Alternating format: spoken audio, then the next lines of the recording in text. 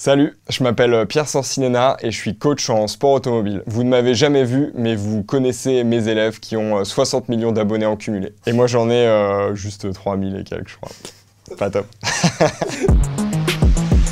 Pas vraiment né avec un kart dans les mains, suite à une visite en fait aux 24 heures du Mans avec mes parents. Et là ça a été un peu une révélation en fait. Et l'objectif à partir de là, ça a vraiment été de pouvoir être pilote de course. 13-14 ans, j'ai commencé le karting et ensuite je me suis orienté vers la monoplace, donc la F4. J'ai participé au championnat en 2011, donc j'avais 19 ans. Notamment il y avait Pierre Gasly qui participait aussi. C'était sa première saison et on s'est beaucoup battu pendant toute l'année. Et à la fin du championnat, on termine à égalité de points. Et ensuite je me suis réorienté vers des catégories GT, donc par rapport à la monoplace, c'est des voitures fermées. Donc ouais, 2018, ça a été une belle saison parce que je remporte le championnat d'Alpine Cup, donc ça c'était cool. Et en parallèle de ça, j'ai aussi fait la Coupe du Monde GT4 qu'on remporte. Donc ouais, vraiment c'était une belle saison et qui m'a ouvert pas mal de portes pour la suite. La première édition du GP Explorer, j'en avais entendu parler et c'est vrai qu'au début, je m'étais dit mais c'est un truc de dingue, comment est-ce qu'on peut faire rouler des gens qui n'ont pas d'expérience en course. Étant donné que je n'ai pas le permis,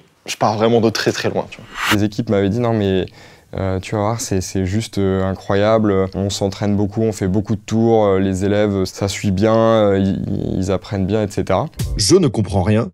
Je suis paumé de chez paumé. Mais bon, le désentraînement c'est une chose, mais après il y a la partie course avec du public. Enfin dans le monde du sport auto en France, ça fait je pense partie des plus gros événements en termes de public. En fait, comment je suis arrivé là effectivement du coup mon prédécesseur Denis, que je salue, qui a été un de mes formateurs à l'époque quand j'ai commencé le coaching, il m'avait appelé et j'ai pas mis beaucoup de temps avant de leur dire oui. Et le fait qu'il y ait aussi des nouveaux pilotes rajoutait un peu de challenge. Alors un coach de sport automobile, c'est un peu, j'ai envie de dire, comme un coach dans les autres sports, sauf qu'il y a quelques petites particularités effectivement. Notamment tout ce qui va concerner la technique de pilotage, c'est vraiment la première chose qu'on apprend et essayer de les faire progresser parce que l'idée c'est ça, les amener tous à un niveau le plus équivalent possible. L'idée c'est qu'ils se rapprochent tous des meilleurs. Et surtout en toute sécurité, qu'il n'y ait pas de problème, parce qu'on l'oublie parfois, mais le sport automobile, ça reste un sport dangereux, et donc il y a des règles à respecter. Évidemment, il y a tout le maniement de la voiture. Une F4 notamment, c'est assez spécifique. T'es vraiment allongé en fait. Ça n'a rien à voir avec une voiture classique. On est allongé, on est hyper serré, les sangles nous collent, vraiment nous plaquent contre le siège. J'ai une vision qui est vraiment minuscule, c'est-à-dire que je vois le haut des roues et c'est tout. Faut pas être claustro. Et au début, les premiers tours, on se dit mais c'est un truc de malade en fait, jamais j'arriverai à piloter dans cette position, enfin c'est tellement différent de ce qu'on a l'habitude. Donc la manière dont on va positionner la voiture sur la piste, si on n'a pas finalement les bases de la trajectoire, on ne pourra pas aller plus loin, on ne pourra pas mettre le rythme nécessaire qui va nous permettre de progresser. On arrive sur des vitesses de pointe autour des 220 km/h, 230 en fonction des circuits. C'est vrai que sur le coaching, on a aussi tout l'accompagnement global du pilotage, mais aussi le physique, parce que c'est des voitures qui sont quand même assez exigeantes d'un point de vue force G, au freinage, dans les virages, mais aussi tout ce qui va être autour de la tension nerveuse. Voilà, faut réussir à rester concentré. C'est pas pour rien qu'on a le mot sport devant automobile. Et on a aussi l'aspect mental. C'est des exercices qui sont très spécifiques, et notamment sur les techniques de relaxation, sur les techniques de visualisation aussi, on travaille beaucoup ça. Un peu avant de démarrer, de monter dans la voiture, on va fermer les yeux. C'est vrai qu'un circuit qu'on doit réciter par cœur, sauf qu'il faut aussi rajouter l'instinct pour permettre de s'adapter à tous les moments, toutes les situations. L'incident qu'il y a eu entre Pierre et Gilles, moi j'étais sur le virage.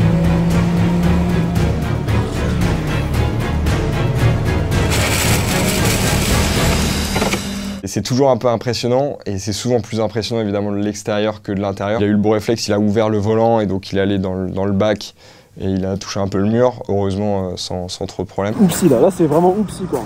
C'est pas ma faute là c'est pas ma faute, j'ai esquivé un accident.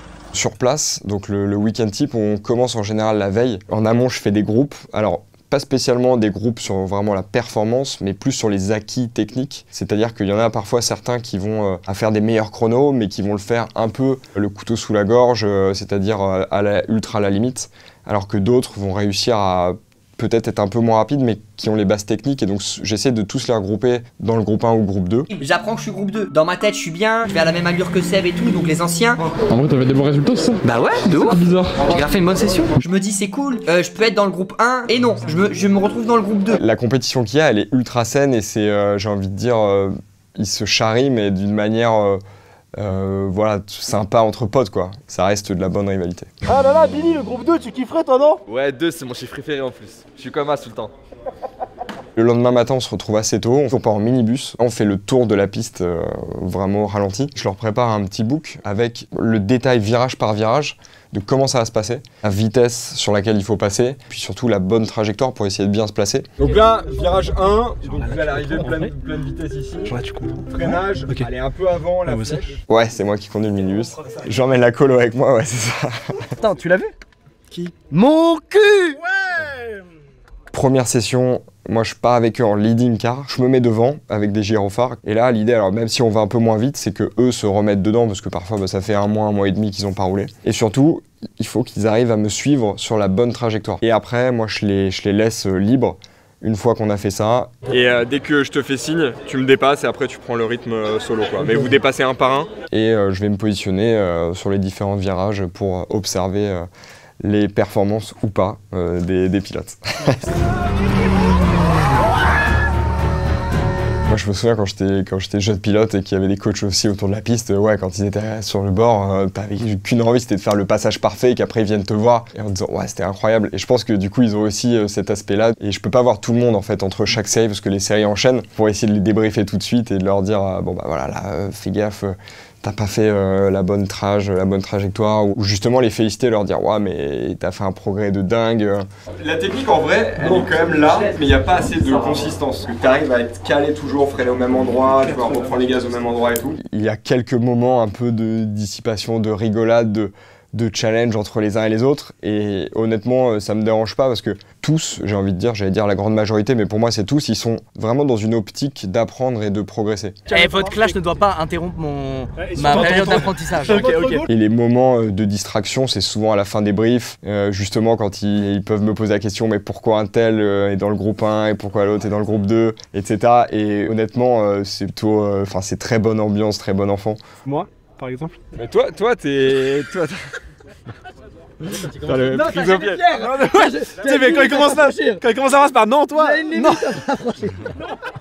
Ouais, non, c'est clair qu'il y a quelques personnages qui sont très très drôles. Et en fait, c'est un peu la team, quoi. Et du coup, comme on disait tout à l'heure, je suis fier d'eux, j'ai envie de les accompagner, je suis trop content quand ils font des trucs sur la piste. Et puis, ouais, il y a des fois où je peux pas m'empêcher de me marrer. Ça fait vraiment ça, ouais. C'est ambiance un peu colo, c'est clair, mais dans une optique quand même de progression, d'apprendre, et puis surtout d'être prêt pour le jour J qui sera le 9 septembre au Mans. La différence qu'il peut y avoir entre un pilote pro et des pilotes du GP Explorers, j'ai envie de te dire que parfois il y a très peu de différence. Et ça, c'est un des points qui m'a surpris aussi. Notamment, en fait, alors, pour les pilotes, un bon pilote, il doit avoir plein de qualités, notamment bah, voilà, le fait de réussir à s'adapter très rapidement. Et donc ouais, peut-être que la plupart qui ont du coup créé finalement leur métier, qui s'adaptent en permanence, c'est aussi sûrement une des qualités qui leur permet de bien s'adapter sur la piste. Le sport automobile, ça reste un sport incroyable, ultra plaisant, et c'est ce que je leur répète souvent à la fin des briefs, c'est voilà, amusez-vous, prenez le plaisir au max, kiffez au max. Le malade frère, le malade, meilleur, c'est incroyable, pareil. C'est trop bon.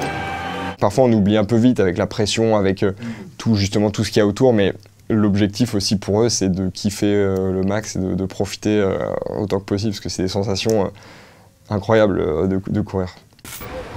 Mini.